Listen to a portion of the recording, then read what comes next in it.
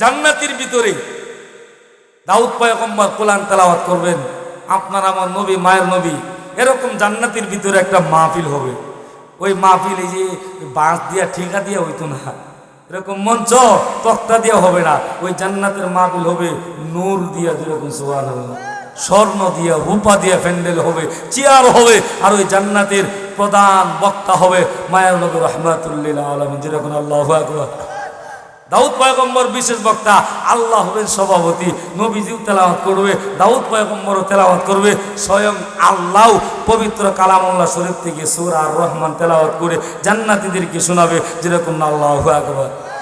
এই দুনিয়াতে কোরআন তেলাওয়াত যাদের ভালো লাগে তারাও জান্নাতের ভিতরে গিয়া কোরআন তেলাওয়াত শুনতে পাবে, যেরকম আল্লাহু আকবার। 4 নাম্বার, ওয়াল্লাযীনা হুম আনিল লাগবি মুরিদুন। আল্লাহ তাআলা বলে এই দুনিয়াতে লজ্জাস্থানের হেফাজত করবে যারা, জান্নাতুল ফেরদাউসের মালিক হবেন তারা। এই দুনিয়াতে জবানের হেফাজত করবেন যারা, জান্নাতুল ফেরদাউসের মালিক হবেন তারা। এখন তো এই দুনিয়াতে লজ্জাস্থানের হেফাজত নাই, জবানেরও হেফাজত কম, যেরকম ঠিক কিনা?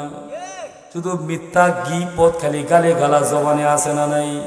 কথা কন না, আছে না নাই? কত যুবক এই লজ্জাস্থান দিয়ে, আবার কত মা মনো লজ্জাস্থান দিয়ে জিনার কাজের মধ্যে লিপ্ত হয় অবৈধভাবে, আছে না নাই? কথা কন না, আছে না নাই?